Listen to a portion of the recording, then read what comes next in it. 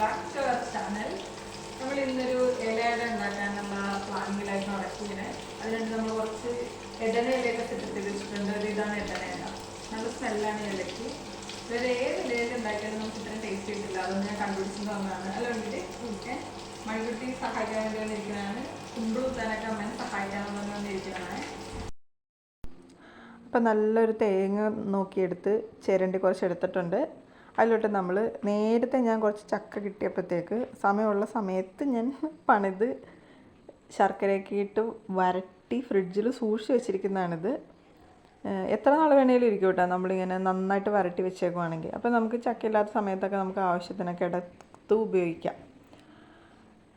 അതിനകത്തോട്ട് നമ്മൾ ആവശ്യത്തിന് ഗോതമ്പ് പൊടി ഇട്ട് കൊടുക്കുക. എന്നിട്ട് ഒന്ന് മിക്സ് ചെയ്ത് നോക്കുക.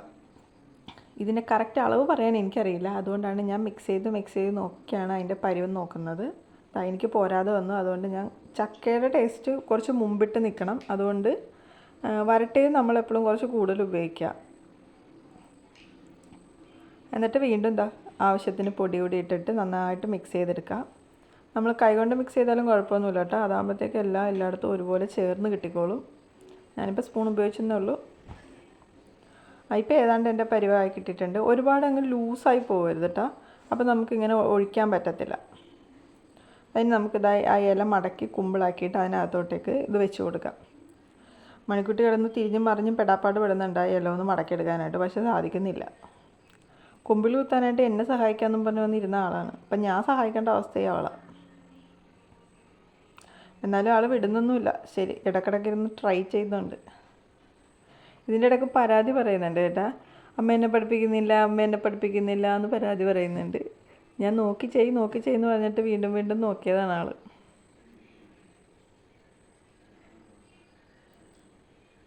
ഞാൻ തന്നെ വെച്ചിട്ട് ആദ്യം ഇടയ്ക്കൊന്ന് സെറ്റാകഞ്ഞിട്ട് ഞാൻ പിന്നെ ഒരു ഈർക്കിലേക്ക് പുറത്തുനിന്ന് മേടിച്ചുകൊണ്ട് വന്ന് കുത്തിയാണ് സെറ്റാക്കിയത്. എൻ്റെ ഇഡ്ഡലി പാത്രം കുറച്ച് ചെറുതാണ്, അതുകൊണ്ട് ഒരുപാടൊന്നും ഒരു സമയത്ത് വയ്ക്കാൻ പറ്റില്ല. ഒറ്റ ട്രിപ്പിന് ഉണ്ടാക്കാനുള്ള ക്ഷമയെ എനിക്കുള്ളൂ. അതുകൊണ്ട് ഞാൻ ഒറ്റ ട്രിപ്പിന് വെച്ച് ഇതുപോലെ സെറ്റാക്കി എടുത്തിട്ടുണ്ട്.